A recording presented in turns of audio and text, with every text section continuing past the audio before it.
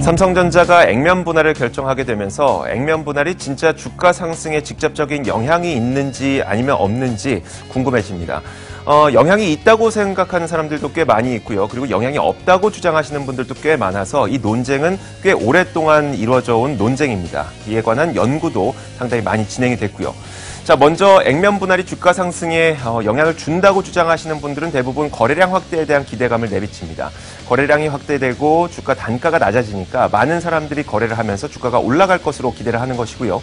또 우리는 주변에서 아마존과 애플 같이 수많은 수차례의 액면 분할을 거쳐서 엄청난 수익을 거두고 있는, 엄청난 수익률을 내고 있는 그런 기업들을 보다 보니까 액면 분할과 주가 상승이 연결되는 것 아닐까 이런 생각을 하게 됩니다. 특히 아마존의 경우에는 공모가가 $18에서는 출발을 했었는데요. 만약에 이 액면 분할을 통해서 늘어난 분량을 감안했을 때 현재 수익률은 거의 930배를 넘어섭니다. 그러다 보니까 액면 분할과 주가 상승 관계가 있지 않을까라고 생각을 하게 되는 거죠. 하지만 직접적인 상관관계는 없다고 주장을 하시는 분들의 이야기를 들어보면요. 개인 투자자들이 이젠 똑똑해졌다고 합니다.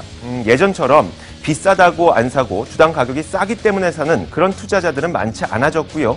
게다가 100만 원짜리 한 주나 10만 원짜리 10주나 기업 가치에는 전혀 변화가 없기 때문에 이것 때문에 액면 분할 때문에 주식 가격이 올라간다고 하는 논리는 맞지 않다고 이야기를 하는 사람들도 있습니다. 자, 이렇게 주장이 엇갈리고 있다 보니까 여러 가지 연구 결과들도 있고요. 여러 가지 자료들이 있는데 몇 가지 자료를 한번 추려봤습니다.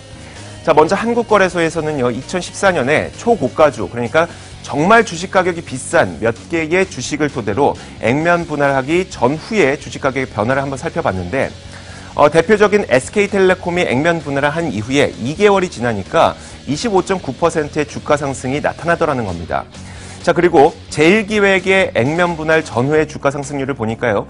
제일기획은 액면 분할을 하고 1년 6개월이 지나니까 37.7% 정도의 주가 수익이 나타나더라고 이야기를 했습니다.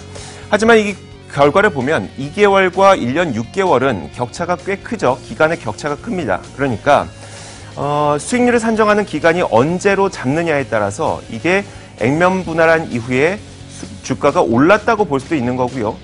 혹은 그 액면 분할한 이후에 주가가 내렸다고 볼 수도 있는 것이기 때문에 이게 과연 초고가주가 장단기에 주가 상승이 했다고 볼 수가 있는지 참 해석하기에 무리한 부분이 좀 있습니다.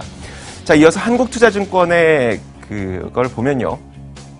한국투자증권에서는 2010년 이후에 액면 분할을 했던 시가총액 100억 원 이상인 기업들을 추려봤습니다. 그 당시 분석했을 당시 한 78개 기업 정도가 됐었는데 이 기업들을 대상으로 조사를 해봤습니다. 결과는 일단 대형주의 액면 분할은 주가 상승 효과가 미미하더라라는 결과를 내놓기도 했습니다. 이 중간에 있는 것이 바로 이 빨간색 음봉이 액면 분할을 공시했던 그 시점이고요. 다음 음영이 바로 신주가 상장됐던, 액면 분할한 신주가 상장됐던 그 기간입니다.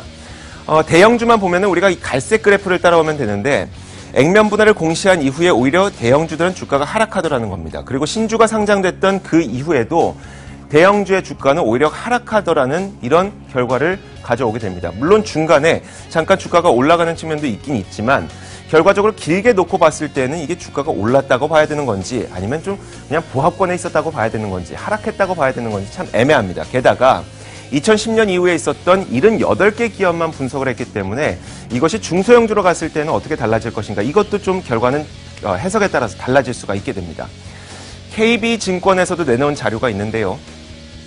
KB증권에서는 2000년대 이후에 액면 분할을 했던 667개의 모든 액면 분할 사례를 분석 대상 기업을 한번 확대를 해봤습니다. 확대해보니까 액면 분할한 이후에 약 50거래일까지는 이 주가가 올라가더라는 겁니다. 하지만 50일 거래일이 넘어선 이후부터는 주가가 다시 제자리를 찾더라는 거죠.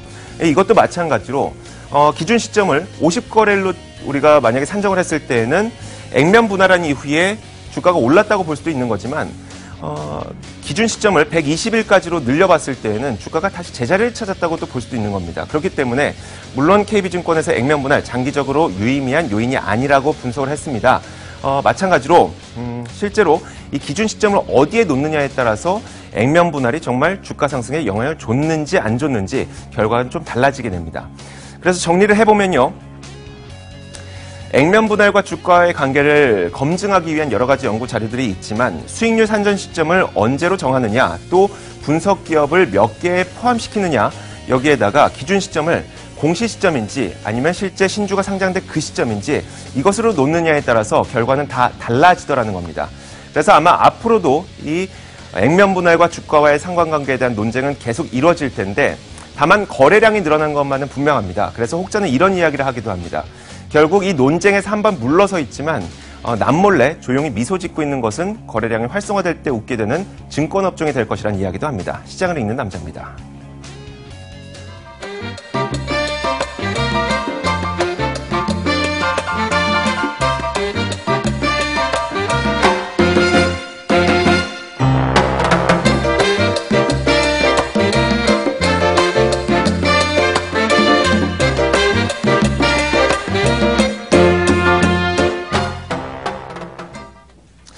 네, 오늘도 어려운 이야기 좀 쉽게 풀어보려고 노력을 했는데요. 어떻게 잘 전달이 되는지 모르겠습니다. 저희들은 내일 이 시간에도 핫한 이슈들 들고 다시 찾아뵙도록 하겠습니다. 시청해주신 여러분 고맙습니다.